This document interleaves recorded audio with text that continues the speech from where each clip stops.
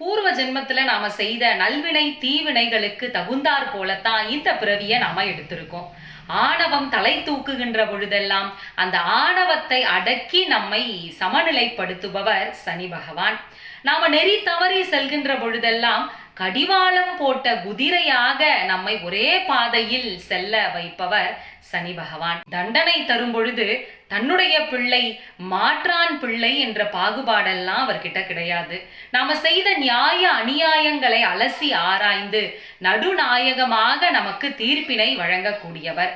வாழ்க்கையானது இன்பமும் துன்பமும் நிறைந்தது, இனிப்பும் கசப்பும் கலந்தது என்கின்ற சூட்சுமத்தை நமக்கு காட்டுபவர். அர்த்தாஷ்டம சனி, கண்ட சனி, அஷ்டம சனி, ஏழரை சனின்னு படாத பாடுபடுத்தி பட்டது போதும், இனி படுவதற்கு எதுவுமே இல்லை, இறைவன் திருவடிதான் எனக்கு வேண்டும்னு இறைவன் திருவடியை அடையக்கூடிய அந்த பக்குவத்தை நமக்கு கொடுப்பவர். நவகிரகங்கள்ல ஈஸ்வரன் பட்டம் பெற்றவர் சனீஸ்வர பகவான்.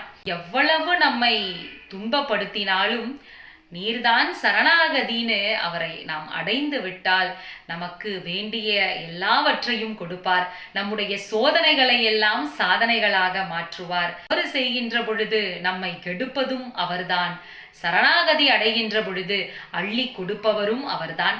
சனிப்பெயர்ச்சி நிகழ இருப்பவர்கள் சனி பகவானை மனமுருகி வேண்டிக் கொண்டால் அவர் எல்லாவற்றிலிருந்தும் நம்மை காப்பாற்றி கடை தேற்றுவார்.